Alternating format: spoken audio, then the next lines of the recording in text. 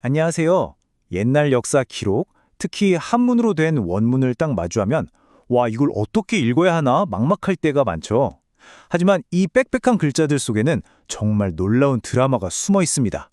자, 오늘 저와 함께 고려시대의 한 기록을 한 글자 한 글자 뜯어보면서 그 안에 담긴 아주 긴박했던 정치 사건의 진실을 파헤쳐 보겠습니다. 바로 시작하죠. 네, 바로 이 기록입니다. 언뜻 보면 그냥 까만 건 글자요 하얀 건 종이, 뭐 그런 느낌이죠? 이 기록은요, 묘청이 서경에서 반란을 일으켰을 때의 일입니다. 당시 반란 진압 총사령관이었던 김부식이 자신의 최대 정적이었던 정지상 일파를 어떻게 제거하는지 그 과정이 아주 생생하게 담겨 있어요. 저희는 이 짧은 기록의 문장 구조를 분석하는 것만으로 당시의 권력 관계와 사건의 진실을 읽어낼 겁니다. 이게 끝나고 나면 이 안에 숨겨진 치열한 정치 싸움의 전말을 아마 완벽하게 이해하게 되실 겁니다. 자, 그럼 이야기의 시작부터 한번 볼까요? 왕이 그의 장군 김부식에게 내렸던 첫 번째 명령. 여기서부터 분석을 시작해 보겠습니다. 첫 구절입니다. 왕견내시 휘부시괄. 아주 간단한 구조예요. 주어는 왕, 왕이죠. 동사는 견, 보낸다는 뜻이고요. 목적어는 내시입니다. 그러니까 고려 인종이 내시를 김부식에게 보내서 무언가 말을 전하는 바로 그 장면으로 이야기가 시작되는 겁니다. 왕이 뭐라고 말했는지 한번 보죠. 승경 등 죄악관영은 짐소 숙지라. 여기서 승경은 당시 서경파의 핵심 인물이었던 정지상을 가리킵니다. 왕이 직접 나서서 정지상 일파의 죄가 아주 크다는 걸 인정하고 있는 거죠. 내가 다 알고 있다라고 말하면서요. 특히 죄악관영이라는 표현을 썼는데 이게 정말 강력한 표현입니다. 글자 그대로 풀면 죄악이 꾀미를 가득 채웠다는 뜻이거든요. 옛날에 엽전을 끈에 꿰어서 샜잖아요. 그 끈을 가득 채울 만큼 죄가 많다는 거죠. 이 사자성어 하나만으로도 당시 왕이 이 사태를 얼마나 심각하게 보고 있었는지 그 분위기가 확 느껴집니다. 그리고 이어서 왕의 구체적인 명령이 나옵니다. 경등은 마땅히 신속하게 구치하여 인심을 위로하라. 여기서 우리가 집중해서 봐야 할 단어는 바로 구치입니다. 궁구하여 다스린다. 즉, 조사해서 처리하라는 뜻이에요. 뭔가 이상하죠? 당장 잡아 죽여라 이런 명령이 아니라는 겁니다. 네, 바로 이 구치라는 동사가 핵심입니다. 이 단어는 법적인 절차, 그러니까 제대로 된 조사를 전제로 하는 말이에요. 왕은 물론 이 사태를 해결하고 싶었지만 정식 절차를 거쳐서 처리하기를 바랐던 거죠. 이 점을 꼭 기억해 두셔야 합니다.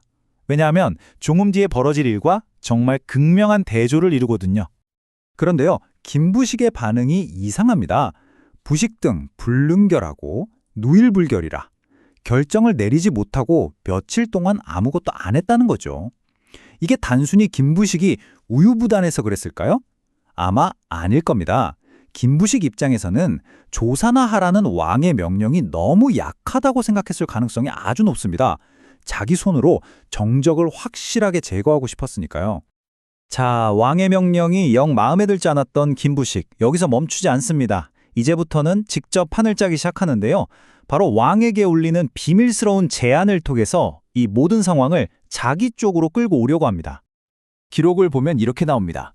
이에 김찬 등을 이끌고 안으로 들어가 밀주하여 가로되. 여기서 가장 중요한 단서는 밀주라는 두 글자입니다. 비밀리에 아랜다. 이게 뭘 의미할까요? 모든 신하들이 다 모여있는 공식적인 조종회의가 아니라는 겁니다. 막후에서 아주 은밀하게 일이 꾸며지고 있다는 걸 보여주는 결정적인 단서죠. 김부식이 왕에게 비밀리에 아련 내용, 그 핵심 주장이 바로 이겁니다. 서경의 반란은 지상 등이 안에서 내응하기 때문입니다. 여기서 지상은 물론 정지상이죠. 이건 굉장히 대담한 주장이에요. 서경에서 일어난 반란의 근본 원인이 바로 여기 수도 개경에 있는 정지상 일파에게 있다고 직접적으로 연결시키는 겁니다. 이 문장의 구조를 뜯어보면 김부식의 논리가 더 선명하게 보입니다. 서경 집안은, 즉 서경의 반란은 로 말미암았다, 때문이다, 지상 등 내응, 정지상 등이 안에서 호응했기 때문이다. 여기서 전치사 유가 마치 수학 공식의 등호처럼 원인과 결과를 아주 명확하게 못 박아버리는 역할을 하는 거죠. 원인을 규정했으니 이제 해결책을 제시해야겠죠? 그러므로 먼저 이 무리를 제거한 연후에 서경을 평정할 수 있습니다. 자, 보세요. 왕의 명령이었던 조사, 교지가 어느새 제거, 처라는 훨씬 더 극단적인 단어로 바뀌어 있습니다. 김부식이 지금 왕의 명령을 자기가 원하는 방향으로 완전히 비틀어버리려는 시도를 하고 있는 겁니다. 이제 이 기록의 클라이맥스입니다. 정말 이 짧은 기록의 문법 구조 자체가 당시에 벌어졌던 충격적인 정치적 파워 게임을 그대로 드러내는 가장 극적인 부분이라고 할 수 있습니다. 자, 그럼 왕은 김부식의 이 비밀스러운 제안을 받아들였을까요? 그리고 김부식은 과연 어떻게 행동했을까요? 마지막 이 결정적인 구절에 모든 답이 담겨 있습니다. 기록에 나타난 첫 번째 행동, 바로 이겁니다. 수참치. 마침내 그들을 베었다. 벨 참자가 아주 명확하게 쓰여 있죠. 모든 행동이 이미 끝나버렸다는 겁니다. 그리고 나서야 두 번째 행동이 나옵니다. 구의문. 자세한 내용을 갖추어서 아뢰었다. 여기서 중요한 건 시간 순서입니다. 보고가 처형이 다 끝난 후에 이루어졌다는 점이에요. 바로 이 지점입니다. 문장의 순서를 보세요. 먼저 참지, 즉 처형했다가 나오고 그 다음에 이문, 즉 아뢰었다가 나오잖아요. 게다가 그 앞에 붙은 수라는 글자가 마침내, 결국 이런 뜻이라서 이미 행동이 다 완료되었다는 걸 확인시켜주는 거예요. 이건 왕의 재갈을 건너뛰고 먼저 일을 저지른 다음에 사후에 보고했다는 완박한 선조치 후보고의 증거가 바로 이 문장 구조 안에 그대로 박혀 있는 거죠. 자, 어떤가요? 우리가 방금 한 것처럼 문장 구조를 분석하니까 숨겨진 이야기가 보이죠? 그럼 우리가 사용했던 이 방법을 간단하게 정리해 보겠습니다. 이 방법만 아시면 다른 어떤 한문 기록을 보실 때도 아주 유용하게 적용할 수 있을 겁니다. 네, 이 간단한 4단계입니다. 복잡해 보이는 원문도 일단 이렇게 문장 단위로 끊어서 주어와 목적어를 찾고 핵심 동사가 뭔지 파악한 다음에 단어의 순서나 접속사를 통해 논리관계를 따져보는 거죠. 이게 바로 고문서 속에 잠자고 있는 이야기들을 깨우는 열쇠입니다. 이처럼 문법을 이해한다는 건 그냥 따분한 공부가 아닙니다.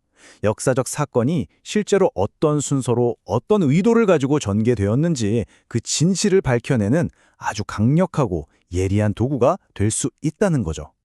오늘 우리는 단 몇 줄의 기록에서 문법이라는 열쇠를 통해 그 안에 숨겨져 있던 치열한 권력 다툼을 생생하게 읽어냈습니다. 그렇다면 과연 또 어떤 역사의 진실들이 우리가 이렇게 새로운 분석의 눈으로 바라봐주기만을 기다리며 수많은 사료들 속에 잠들어 있을까요? 한 번쯤 생각해 볼 만한 질문인 것 같습니다.